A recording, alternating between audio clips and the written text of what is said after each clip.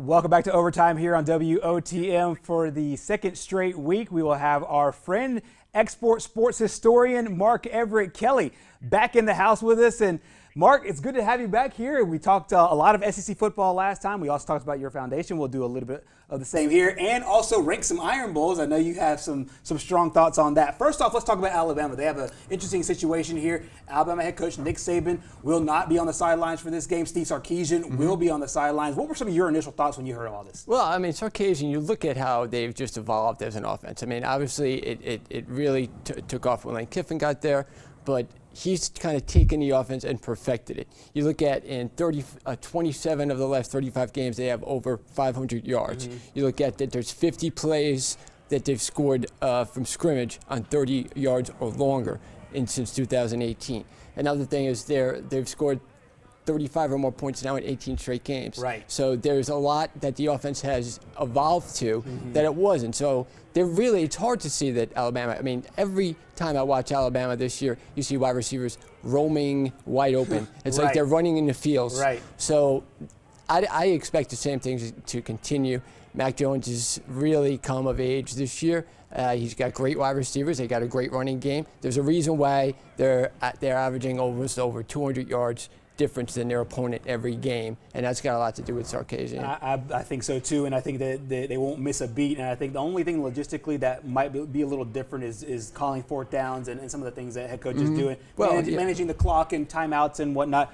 And we'll see how that goes in the Iron Bowl. Meanwhile, Alabama head coach Nick Saban has full confidence in his offensive coordinator, who will now man the sidelines on Saturday. Sark has done a wonderful job. I mean, he did a wonderful job when he was here as an analyst. Went on to do what I thought was a pretty good job in Atlanta as coordinator for the Falcons. We were excited to get him back. And, you know, based on the body of work in terms of what our offense has been able to accomplish last year and this year, no one could argue that he's done a fantastic job in terms of developing players, having them well prepared for the game, inspiring them to play with a lot of kind of effort, toughness, discipline, some of the intangible things that it takes. We all probably contribute to that. I mean, everybody on the team tries to contribute to that, every coach on the team. But he's done a fantastic job, and I think the body of work really speaks for itself. Now we're going to the Iron Bowl, and we have an export sports historian here, and you've kind of dug in, and you like this rivalry. You really know a lot about this rivalry. Before we get to your top 10 Iron Bowls, and we also have a couple of honorable mentions, Alabama, as you know, is a national recruiting base. They recruit from everywhere. One of their top players is all the way out in California. You know a whole lot of Iron Bowls. Not everybody does, including Najee Harris. Since my freshman year, I didn't really know nothing about any of the rivalries in college football, to be honest with you. Come from California, especially in the South. Only thing I know about is USC and UCLA one. But I come here and I mean, it's called the Iron Bowl. I didn't even know nothing about it. But playing the first game, our experience in my first Iron Bowl freshman year, the environment was crazy. You know what I'm saying? It's just a huge game that people out here take very seriously. So since they take it seriously, obviously, we have to take it seriously. I have to take it seriously. So Najee didn't know much about it until he got to be a part of the rivalry. You do. We're taking a look at your top 10 Iron Bowls, and we'll take a look at half now and half in our next segment. Take the people through some of the ones that you think are the top 10 in history. And mind you, this is not ranked in order. This is the top 10 that stick out. Yeah, I didn't necessarily put these in order, but the ones that stuck out to me. 2010, obviously, I remember watching that game and thinking that Alabama was just going to kind of give them a goodbye shot before Auburn went on to the SEC championship. Right. And that certainly seemed to be happening. They're up 24-0. Next thing you know, they go finish the game 28-3, wind up winning that game in Alabama when that place was absolutely going mad in the first half. Couldn't hear a pin drop in the second half. The other game, 2019, that I really liked because that was when Mac Jones kind of came of age. That's right, yeah. And if one thing I remember watching that game is even the bad picks he threw, he got right back up and he continued to show that he was a guy that really was going to take over this program. Right. And Tua was hurt, but they're in safe hands with him. And I think that was really when he came of age, was that game last year. But there were a lot of things that happened, that always weird things happen at Auburn, at the extra second on the clock at the end of the first half, which is like the extra second going into the kick six that Saban wanted in 2013, that led to probably the most famous game ever, at least that I saw. I remember I was downstairs, and my ex-wife at the time was screaming, saying, "You got to watch this. I've never seen anything like it." I turned on the game, and because I had figured out they're going to be going to overtime, because we all know Alabama can't kick field goals. But that to me was probably, well, if you're an Auburn fan, that was the greatest moment. If you're an Alabama fan, it was probably the worst, because not only did they lose that game, but their national championship hopes were dashed. Exactly, and on that last graphic, you saw that hello, Mac, goodbye college football playoff. It was kind of a bittersweet game for Alabama.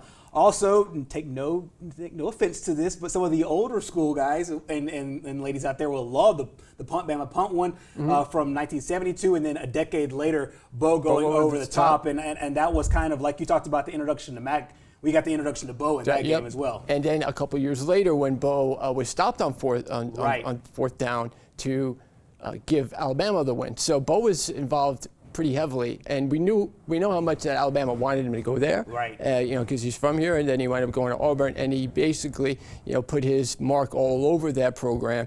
And I remember watching Bo in the pros. There was such a difference between him, probably the greatest athlete I've ever seen in my lifetime. Yeah, no doubt. And it's ironic enough that another Bo will have a major storyline going into this one, as Bo Nix plays in his second Iron Bowl. These are just half of them. We saw about a little more than half. You saw 6 right here of Mark's top 10 Iron Bowls. We will have a whole lot more, and also talk about the Auburn side of this rivalry, and we'll hear from Bo Nix coming up next here on Overtime. We will continue our Iron Bowl talk. We also have some college football playoff talk coming up as well. Stick around.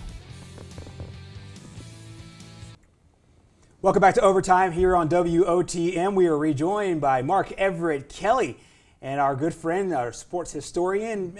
We'll call him a friend of the show. Well, you know what? 2 shows. I think you're a friend of the show already. We talked about the Alabama side with head coach Nick Saban and Steve Sarkisian going into this matchup. Let's flip over to the Auburn side in this matchup. What are some of the things that you have to see from Auburn, and what are some of the things that you're looking forward to in this matchup if Auburn were to do something that nobody else has done this season and beat Alabama? Well, I think Alabama definitely has revenge on their mind. For sure. That loss last year hurt. Because not only did they lose, it cost them a chance at the playoff, but Auburn came back 4 different times when they were trailing in that game. Right. And Bo Nix really came of age too in that game, and he had 173 passing yards. He had, I believe, 44 rushing yards. He had a passing touchdown, a rushing touchdown, and Auburn had over 350 yards against an Alabama defense that really struggled at times to hold the lead. You didn't really see that. One thing you know about Nick Saban's teams is they definitely know how to put a game away, and they weren't able to do that.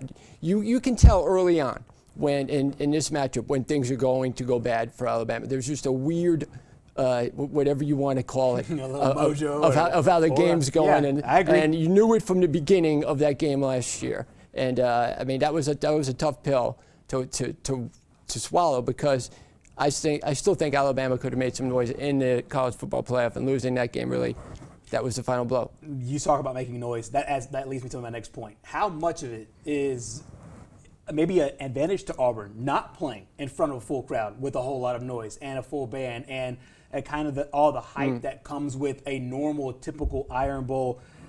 Is that somewhat of an advantage to Bo and the offense, maybe from being able to hear a cadence standpoint? How do you gauge that? How do you put that in your handicap, so to speak, or do you at all? Well, I think the players by now, they're used to it, so that it doesn't really probably affect them as much. For the fans, it's obviously a big deal, but in the NFL, they have the players say it's definitely weird without there being fans there. So there is a weirdness to it, but we're now 6-7 games into the season. This game means too much to worry about that stuff. It all comes down to execution, and it's easier to execute when you don't have all that noise going either way. Right. So it probably does help Auburn, because they'll be able to hear the signals better, obviously.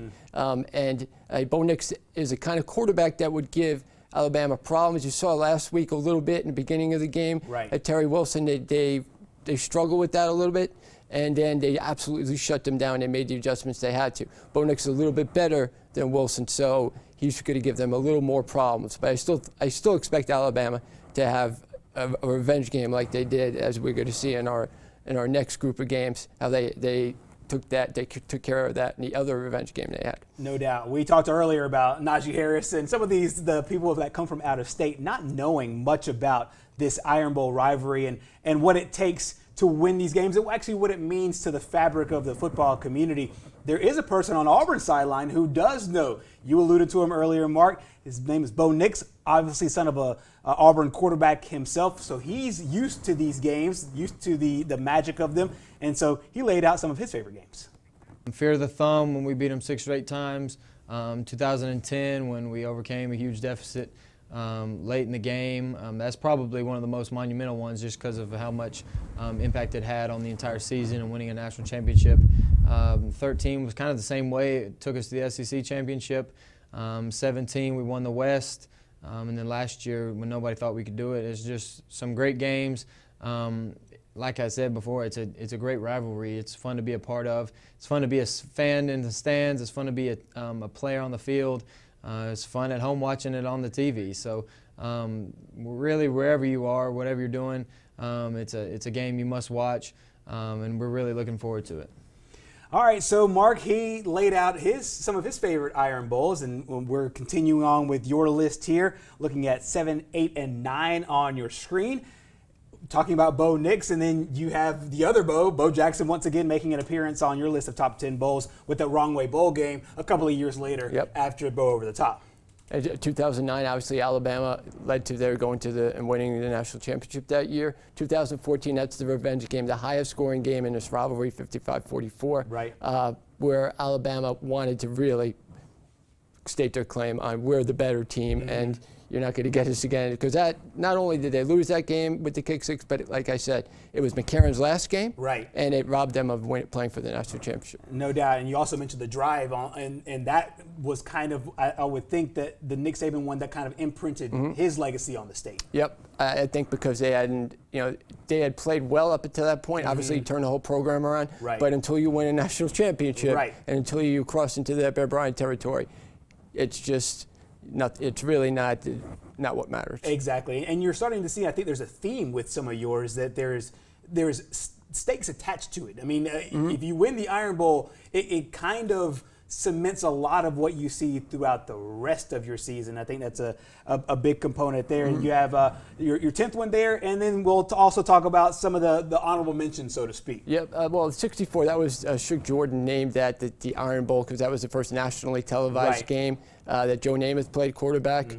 Went on to be an NFL Hall of Famer, played for the New York Jets. Probably the greatest thing that happened to the New York Jets, being a fan of theirs. They don't really have a long history of success. I was going to say, there's few and far between ever since then. Yeah, exactly. Now, Kenny Stabler, another great NFL quarterback, the running, but probably one of the most, it was just a quagmire, the field that day. And Stabler had, which he wound up doing in the pros too. He really couldn't run fast at all, but somehow he did it against the Steelers in a playoff game. Somehow he manages to make it into the end zone. He did in 1967, and those are two of the games that little nostalgia for those games that go back in time. Right, and obviously there's been more that have kind of been classic basically huge games in this rivalry, and then as you take the ripple effect of it as it ripples across all of college football, because like you said, with games like the kick six, those are games that if you're a football fan in Iowa or in Wisconsin or in Oregon, you know about those games. And don't forget 1989 too. That was the first game ever played at Jordan-Hare Stadium that Auburn beat a number 2 ranked Alabama team and stopped them from going to the national championship that year as well. Right, and there's so many ties here because you mentioned that game because that's the first game, as you said, that was played at Jordan-Hare. The Iron Bowl was linked a lot to Legion Field before that, and just yesterday, UAB's game got canceled with Southern Miss, making it to where we'll still have the Magic City Classic. We will not have, as John Holder pointed out last night, we will not have another major college football game at Legion Field after that was supposed to be UAB's last game at Legion Field before they enter their new stadium. So the old gray lady, as they call it, they seen a lot of good Iron Bowls and a lot of good football overall. Really classic by the first Bowls. SEC championship game. That's correct. Yeah, that's correct. Alabama went on to pick 6. Right. It just seems almost fitting that a lot of these things are kind of tying in right here on Iron Bowl week as we go to another Iron Bowl. This one set for Tuscaloosa at Bryant-Denny Stadium. It was a great list there from Mark. And we're not done here. We'll talk a little bit more. We'll talk some college football rankings coming up next. The College Football Playoff Committee came out with their rankings. We gave those 2 rankings to you yesterday. Mark has some thoughts about how he sees the top 6. We'll talk about that and more next year on Overtime. Welcome back to Overtime here on WOTM. We shift gears from the Iron Bowl, but we'll stay in college football, and we'll stay with one of those teams that is in college football. And the new college football playoff rankings are out. This year, obviously, Mark, a lot different from other years because normally by now, the games that would separate these teams, maybe 1 or 2 games, depending on when your bye was. And now we have a situation where the Big Ten has played a handful of games. The SEC is creeping up close to double digits. And everybody else somewhere in between. Of the top 6, where did you see some beefs and explain some of your rationale about what you think the committee either got right or got wrong? Okay, well, I think that it's really hard to put Clemson at number 3 and Ohio State at number 4 when Ohio State's only played 4 games. Right. And they might have beaten Indiana, but, I mean, like we talked about Rutgers, I mean, these are the other teams that are on their schedule. Right. The SEC, you don't have that, you know, maybe Vanderbilt, you know, but again, they're SEC teams that are bad, and that's always better than bad teams overall because you're in such a good conference. Right. Okay?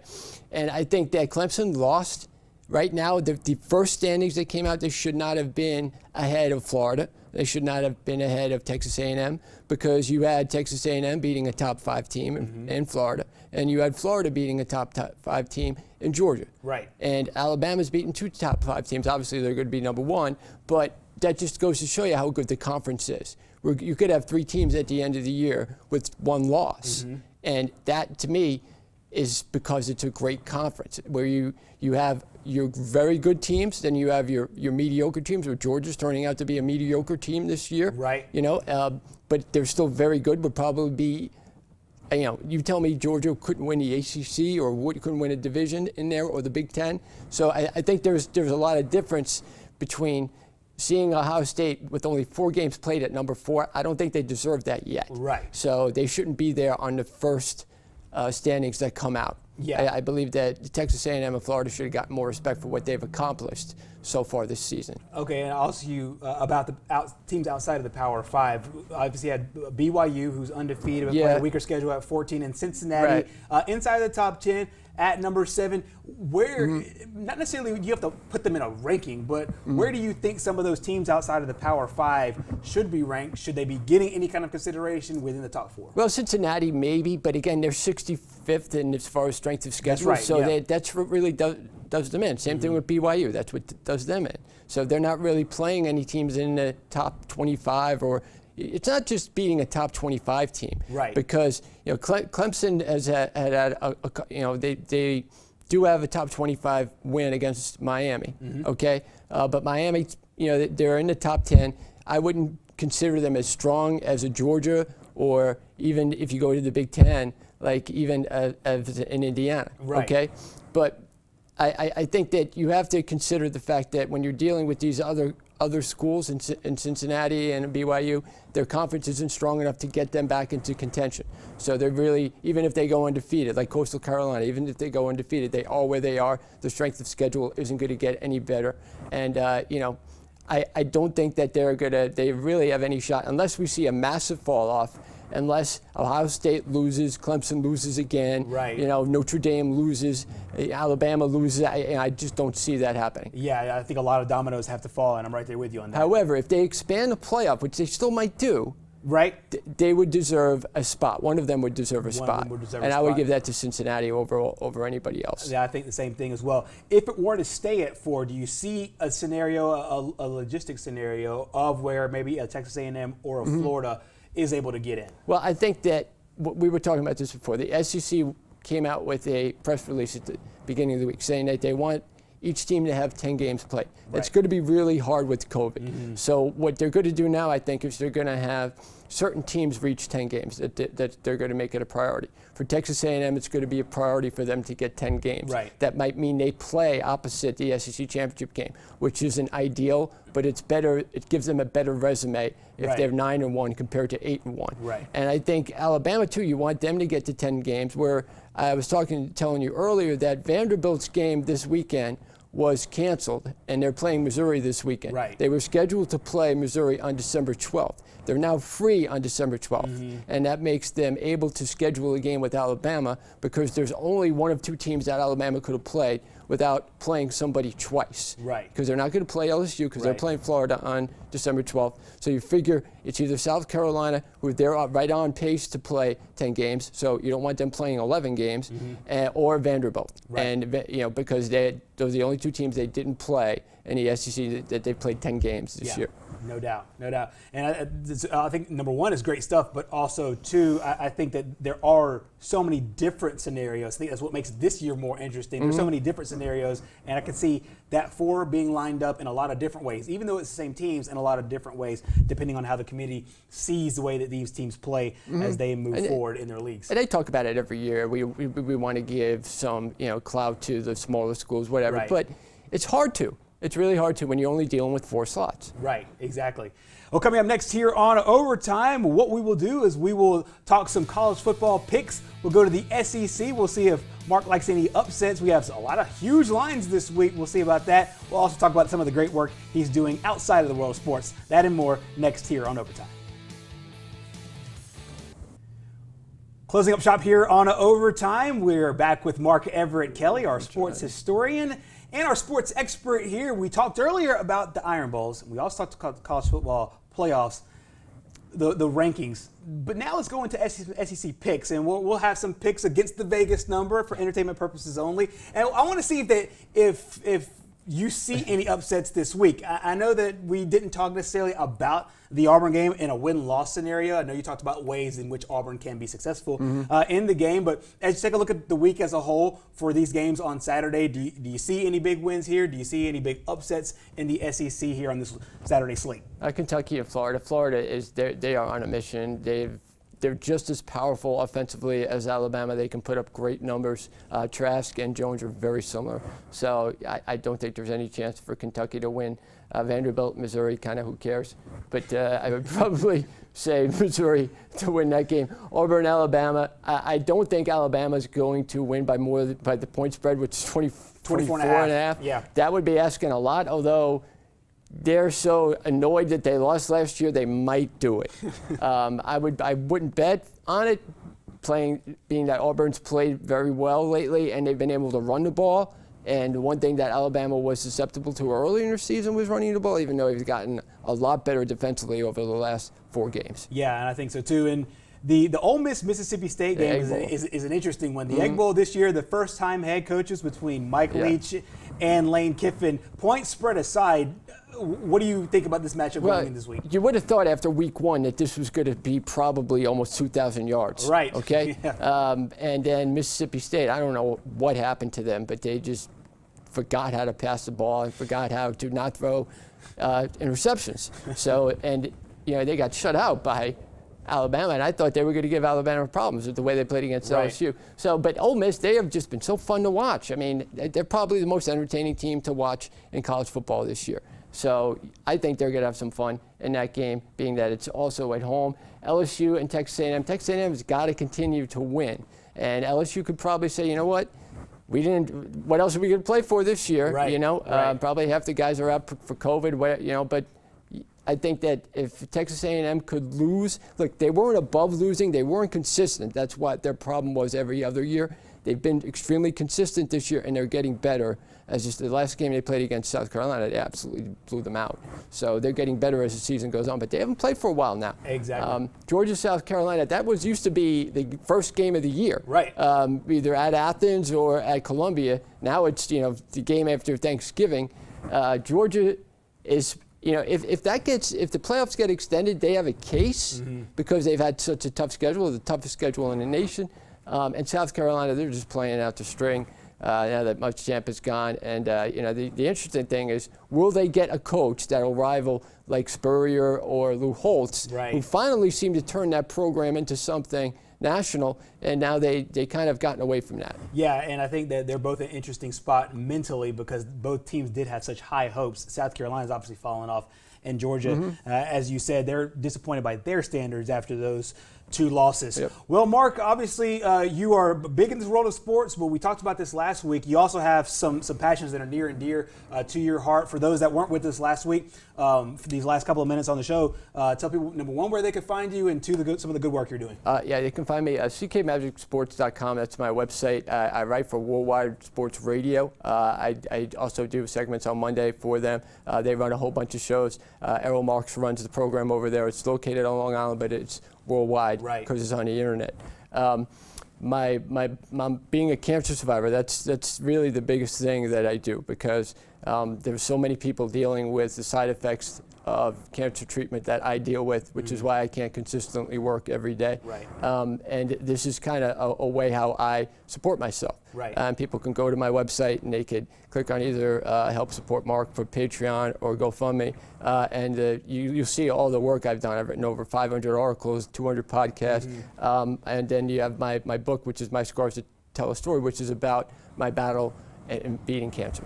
Right, and it's a lot of good work, and I'm telling you, with the articles, you do a lot of great work. You do a lot of research with this, and what I find interesting about it is you're still able to do your work, to do your passion, and you want others to kind of share that. Absolutely, because there's so many other people that once they see my example, that struggle, and you were talking about doctors, lawyers, people that had their career taken away from them because of this disease, because of chemotherapy and radiation, and they wonder what they can do. And they have no options, really, very little options for careers.